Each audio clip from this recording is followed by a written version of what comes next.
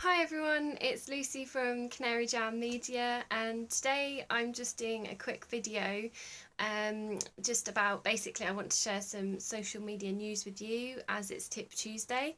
So Twitter has announced that they're going to be enabling us, the users, to add either manual or automated captions to our videos, which is brilliant. And their goal basically is to make the platform more accessible to people with disabilities, but also to bring it up to date with the other social networks that already offer this functionality. So the reason this is really cool is because over 5% of the world's population currently has a hearing loss or a hearing impairment of some description.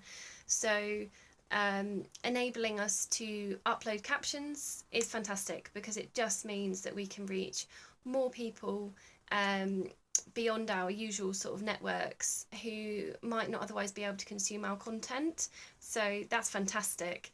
And also, we know that over 85% of videos are currently watched without sound. So if you haven't got captions, it's really hard for people when they're scrolling through their social media feeds to work out what your video is about. So having that transcript that is automatically coming up when they're scrolling is really useful because you're going to get their attention, and it's also really good for SEO purposes because especially if you've got videos embedded in your website, without any closed captions being added to those videos, the search engines can't actually read what those videos are about. So it's really important to upload a caption file with those videos, because then they can read it. And as I've said in previous videos, if they can crawl your site, they can index it, and then they can rank it, which is brilliant, because if they can rank your site, that means you will appear in the search engine results. So there's a lot of, well, a whole host of benefits to adding captions to your videos. I myself, my aunt is in her 70s and she really struggles with video and audio if it hasn't got captions added to it. So I think this is a really exciting development, and I know that Zoom a few months ago introduced a sort of captioning system. So it's a really good thing that they've decided to do to make their platform more accessible. And we know that over 80% of people watch TV with captions. So we know it's not just because they've got a hearing impairment. Often it's so that they can understand what's being said on screen. And I was thinking about this earlier, and actually way back in 2014, I remember I really wanted to see Jamaica Inn, which is a famous book by the author Daphne du Maurier, and I really wanted to see it, and I was really excited, and I'd seen the trailers for it, and I thought, oh, it's going to be amazing.